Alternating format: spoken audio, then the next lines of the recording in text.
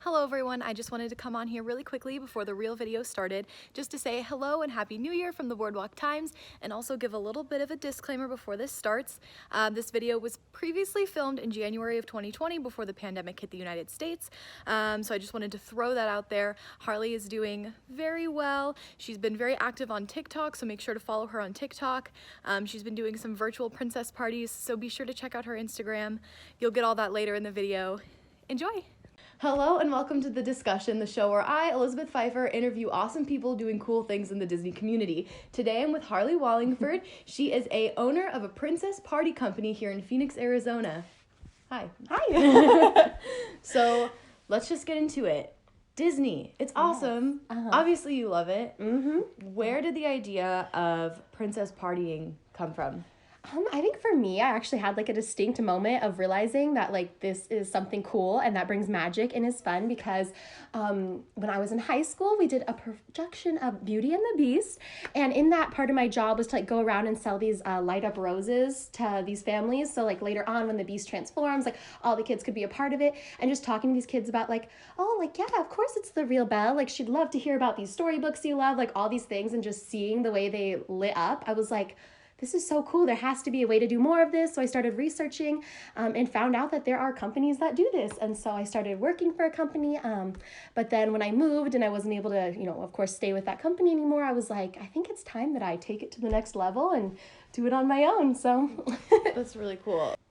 How do you start a company? Like, yeah. How does that work? I think the biggest thing is like getting the collection of the costumes and the wigs and the accessories. Like, of course, you can't go out and perform as a character unless you have the stuff to become the character. So it was a long time. It took, I think, like 2 years to get to all the costumes and the wigs that I have now because like the turnaround time for a lot of them, it's like, 3 months from the time you order the wig to getting the wig, and like about the same for the costumes. And then, of course, saving up to then, get the next one and the next one and the next one. So I think it was like 2 years of just getting the stuff for it, and then starting to, do the website design and reach out to different people and do different events to get my name out there. Mm-hmm. So what princess did you start with? I think the first one was Elsa. Elsa? Nice. Yes, definitely a crowd favorite, even like years after the first Frozen came out. Like, just definitely gets the most bookings. Everyone wants Queen Elsa. So That's awesome. So you've grown your collection. How many princesses do you perform as? I have 12 costumes total. 2 of them are characters that I do not play, Jasmine and Moana. I don't look enough like them to portray them. I'm hoping to now in the Phoenix area find like a really dedicated performer to do those roles. So you've built up all of your wardrobe. Mm-hmm. What is it like booking a party? How does that work from start to finish? What's that So process? usually the first thing is it's typically a parent that reaches out and is like, hey, on this date, like I have, 15 girls coming over and my little girl loves, Belle. It's all going to be Belle themed.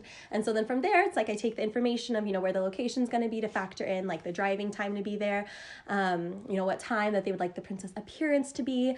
And then after that, I mean, it's pretty much set. We have like the contract, to go through, just keep everything very professional, right? And then after that, it's just day of. We show up and create magic. That's awesome. So speaking of creating magic, Harli's going to create some magic for us right now. Yeah. She's going to show us her collection of costumes and wigs and everything, and then she's going to transform into a princess. Yeah. So let's do that. So we gotta see. You asked me how many I have. Back there's like extra Anna and Elsa. I have a couple of different Anna Elsa ones. Okay, so we have like Rapunzel. There's Jasmine, Tinkerbell, Ariel. Let's see. So I got like one. Oh my gosh. It's a little snug back here. Yeah, there's Ariel, we got Belle, Cinderella. There's one on a costume, a more winter wear one. More Belle. Sophia the First, I almost forgot about her. She's a fun one. Snow White, Aurora. There's Elsa. Anna Part 2. We got some fairy wings up in here. And then Moana, of course.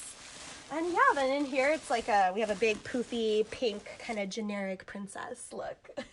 Yeah. Cool. Tell me about all of your wigs. Yes, lots of wigs. We have like, kind of 2 up here, 2 down here, some around here. I have other ones in boxes here too, the ones that don't have like the strict style, like the Moana wig is really free flowing, so she just lives in a box for now. But yeah, all the wigs I got custom made by professional cosmetologists because I do not have the skills to get these like really awesome bangs, especially like Ariel's up here. She's one like, we gotta show her off a little bit because her bangs are unreal. Like you would never see anyone walking down the street with these banging bangs. Like, boom. Very, very nice and sculpted. Wow. So, yeah, I think it took about like 3 months from the time I ordered to get each of them. So that was part of the 2-year process of like ordering the costumes and then ordering the wigs and having them all come in. So I have a pretty good collection of them now, but of course there's still more that I want to get. Since I do have my accessories in here as well, we have the Aurora crown and she has a matching necklace. I do have Elena of Avalor's crown. I don't have a costume or wig for her yet, but that is the first step in getting her all together. And then the Rapunzel Lost Princess crown is probably my favorite one. Big sparkly gems. I also have in here some different things, like these are little shoe clips for Belle. I have the Sophia the First amulet and her tiara. Some different hair accessories for Ariel. I want to eventually get a mermaid Ariel and have her have the starfish there. She also has her own little earrings that match the brooch on her bodice. I also have some special Belle earrings for Ball Gown Belle, and Pascal wants to also be in the shot. And then down here is where the shoes are. So we got, of course, the Tinkerbell flats with the pom-poms. Got some Cinderella glass slippers. We got like the Elsa ice shoe. Look at the detail on that. That's crazy. Yes, it is pretty cool. I got to touch it up a little bit. Of course, I said how Elsa's the most popular, so she has been around the block a few times. And then, of course, her sister Anna. She has her own special boots. A little dirty from the last gig I did, but...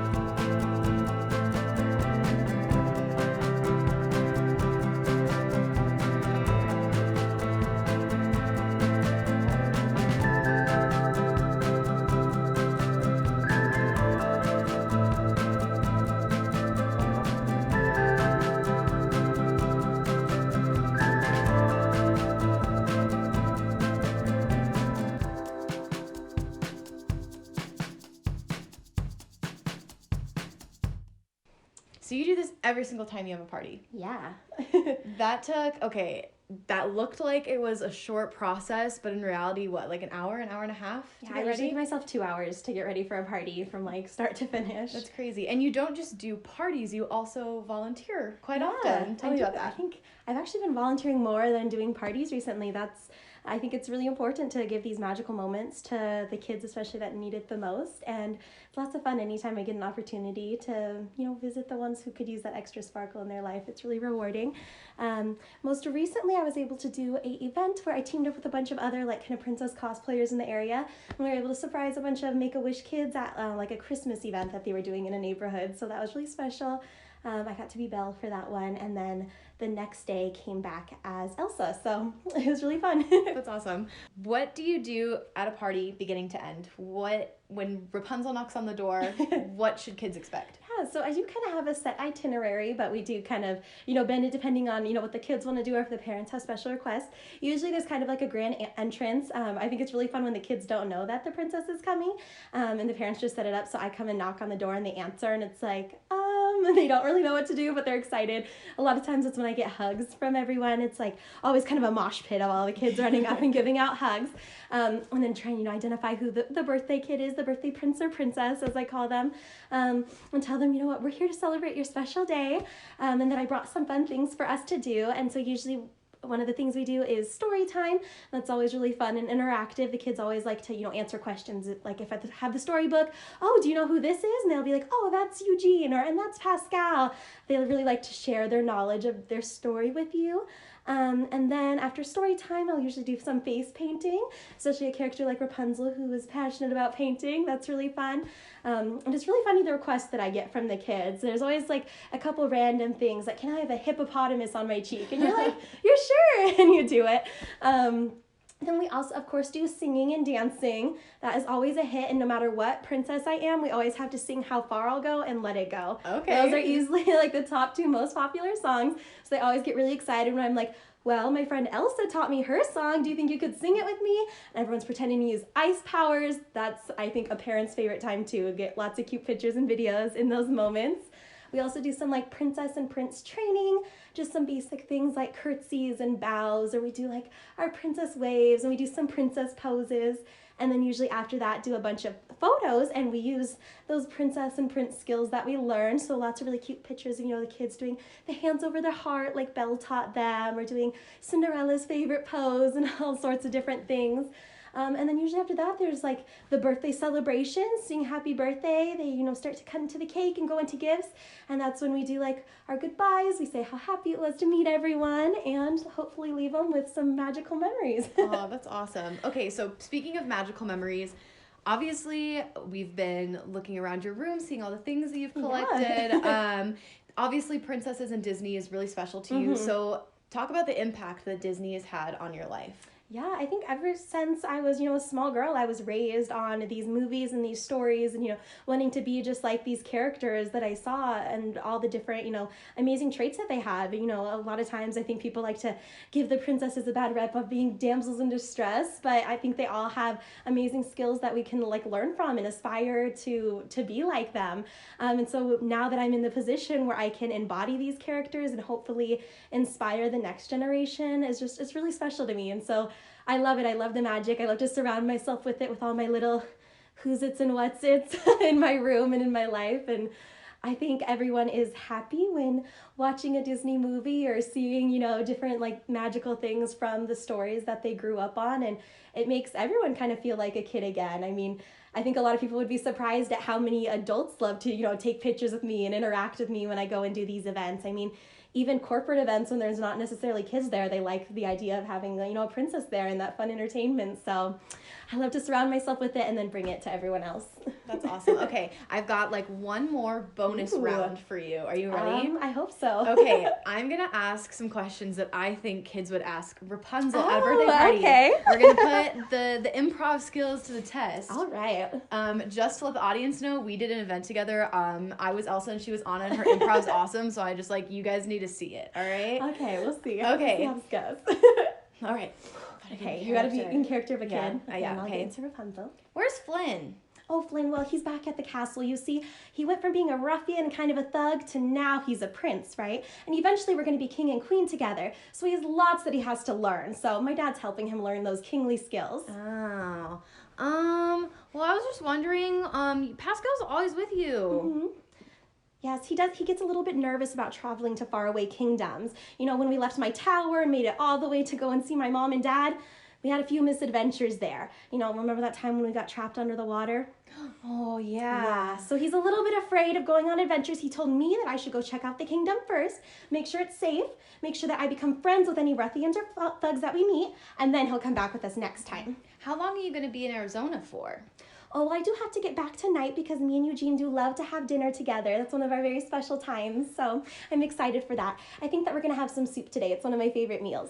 Can I come visit your kingdom? My goodness, I would love that. And you should bring all your friends too. Especially if you come during my birthday, then we can go and see the floating lights together. Oh my gosh.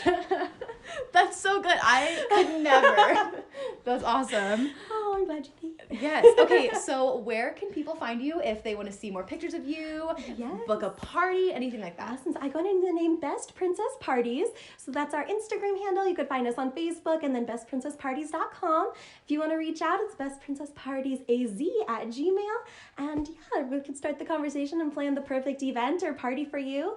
I mean, I mentioned earlier we do have like our little bit of an itinerary, but I'm always open to do other things and mix it up depending on the party. I did one party where I was Princess Leia and it was at like one of those bounce house places.